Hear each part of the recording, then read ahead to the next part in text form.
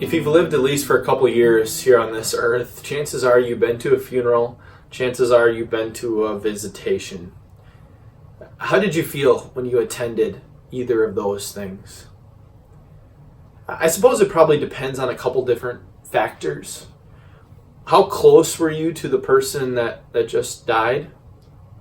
How did that person die? Was it a sudden traumatic event? Were they young and they died in a car accident? Had they been battling with cancer for a long time and God finally took him to be in heaven with him forever? I suppose it depends on a lot of those things as to what emotions you're feeling at that point. But by and large, you got to imagine that the surviving family in that visitation isn't thrilled to be there. They have to stand there and listen to people as they walk by, and they give them their words of comfort, some of them helpful, some of them not, and they cry and they share memories, and they have their dead loved one sitting very close to them. It's a painful experience, but oftentimes it's painful for the people that are coming too. Not just the surviving family, but the loved ones who also cared for this person, but now also have to try to think of something to say to the surviving family. What do you say to somebody that just lost a loved one? Is there really anything that you can say to give them any sort of comfort? Well, one that Christians think up quite often, and they look for a Bible verse to do that, is from Romans 8:28. You'll hear this a lot at maybe a funeral or after some sort of traumatic event. They'll quote this passage saying, "God works for the good of those who love him, who have been called according to his purpose." It is a beautiful verse, but perhaps poorly timed at funerals. To the surviving family who are going through this deep level of pain and suffering, they maybe don't want to hear that, actually this is a good thing. That's not something they want to hear that maybe comes across as insensitive to them. It doesn't make the passage untrue, it just makes it poorly timed. But think about it in a little different way. God works for the good of those who love him. Maybe that passage is not best served for the person that is surviving the loved one, but for the loved one that just passed away. God works for the good of those who love him, who have been called according to his purpose. God worked for that person's eternal good.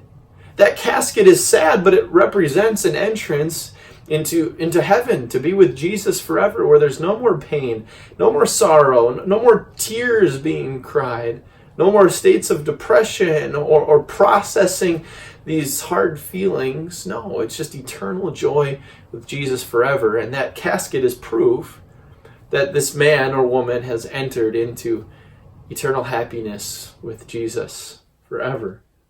God truly does work for the good of those who love him. That passage, although perhaps poorly timed at times, is also true for that surviving family as well. God does work for the good of those who love him, who have been called according to his purpose. But perhaps our idea of good is different than God's idea of good. Our idea of good is avoiding pain altogether, avoiding any sort of sadness. We're going to stay away from it. But God's idea of good is conforming you to the image of his Son. That's what he said in the very next verse, Romans 8:28. He says, "And we know that in all things God works for the good of those who love him, who have been called according to his purpose." And then verse 29, "For those God foreknew, he also predestined to be conformed to the likeness of his Son, that he might be the firstborn among many brothers." What God does for you in his life, in your life, to conform you to the image of his Son might be painful at times. It might involve loss or traumatic events in your life. But this is for your eternal good, for your spiritual good, so that one day you're going to be the person laying in that casket too. But that casket, although sad for your family members around you, is going to be your entrance into heaven, to be with Jesus forever, where you will get to praise the Son at the top of your lungs, and there will be no more sorrow or sadness or pain. God truly does work for the good of those who love him. It's a beautiful verse. Perhaps it's not ready to be heard by a person who is so close to the pain, only a couple days removed from the loss of their loved one. But that verse is a beautiful reminder that God is working for your spiritual and eternal good so that one day you would be with him forever in heaven.